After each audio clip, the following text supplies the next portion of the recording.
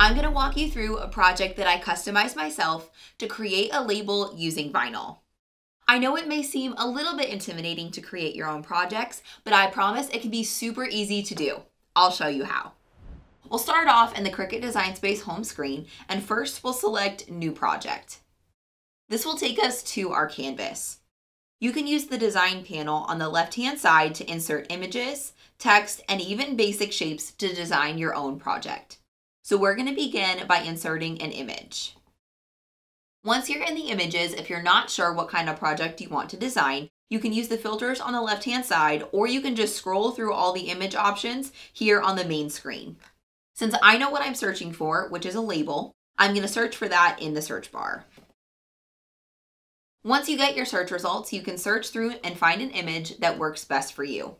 I'm looking for an image that has a little bit of a cutout to it and has a little bit of style so we can add some flair to this label. I think I like this shape right here.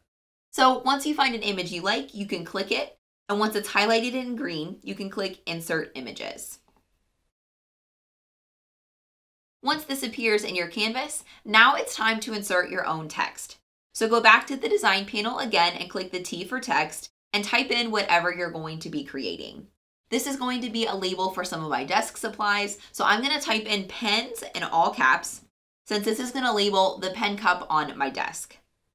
Once your text appears, you can change the font.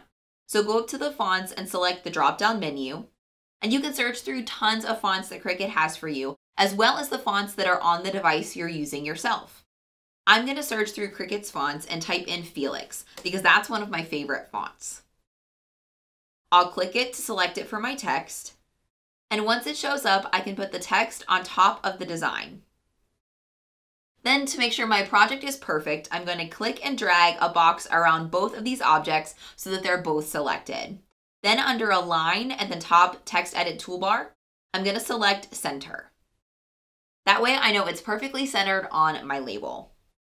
And with the text and the label both still selected, I'm going to go to the bottom of the Layers panel and select Slice. Once the slice is finished, you'll see it creates a lot of different parts. I'll just drag the label away and I can delete these other pieces that the slice has created. Next, under Operation, I'm going to change the color to the color of vinyl that I'm using, which in this case is purple. Lastly, I need to resize my label so that it fits my project perfectly. So up in the Edit toolbar, I'm going to use the width to make it 2.25 inches. And since the lock is still selected on the bounding box, the height will also adjust to keep it in proportion, and that's exactly what size I want it to be. So once it's ready, I can click the green Make It button. And since I'm working with adhesive vinyl, I'm not going to change any of the settings on the prep screen. So I'll click the green Continue button. This takes us to the material selection screen. Now I can select vinyl as my cut setting. And it's time to put this vinyl into my Cricut machine, and next I'll show you how to cut it and apply it to your project. Next, you'll add your vinyl with the backing side down onto your Cricut mat and make sure that it's well stuck.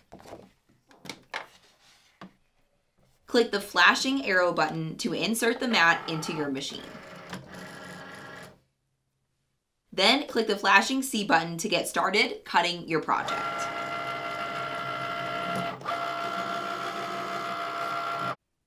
When your project is finished cutting, you can click the flashing arrow button to unload your mat.